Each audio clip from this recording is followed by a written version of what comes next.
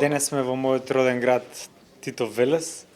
Од тука традиционално ја почнуваме кампањата. Овие избори кампања нема да имаме класична, затоа што сме цензурирани. Од што сме цензурирани? Цензурирани сме од премиерот Мицкоски, директна порака, од медиуми, значи од телевизии, радија, весници, интернет портали и билборди. Сето тоа е забрането за една регистрирана и легитимна политичка партија за прв пат во плуралистичка Македонија. Судовите се паднати од Марс, секаде се обративме, сите се прават на тошо и оваа лакрдија ќе заврши во Страсбур, но ќе заврши после 2-3 години. За жал, овие избори левица нема да има рамноправен старт, но диалектички ние ќе го постигнеме историскиот максимум, а тоа ќе одиме над 70.000 гласа кои што ги освоивме на парламентарните избори. Левица за прв пат има шанси во некои општини да биде втора партија веднаш зад ДПМН, што значи дека се факторизира како втора партија во државата.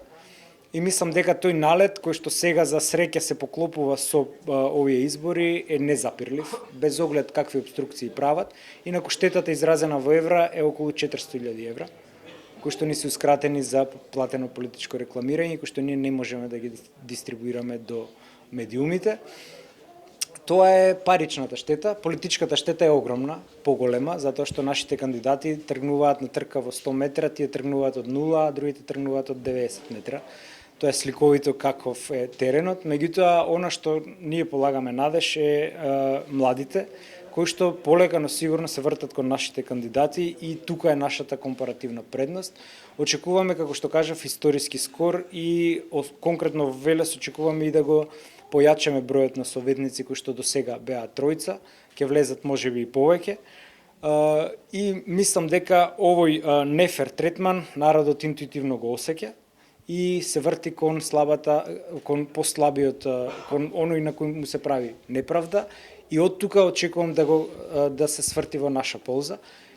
Иако правните механизми кои ни стојат на располагање веќе ги исцрпивме, Уставниот суд спие, Основниот граѓански суд се прогласува за ненадлежен, Управниот суд исто така, Комисијата за спречување дискриминација дава само мислења, нема екзекутивна моќ, така што овие избори ќе отидат низ вода практично за нас, но ќе ги добиеме пред Страсбур, а потоа ќе треба некој да сноси не само политичка, туку и материјална одговорност, односно ние ќе си ги бараме овие пари кои што ни следуваат по судски пат.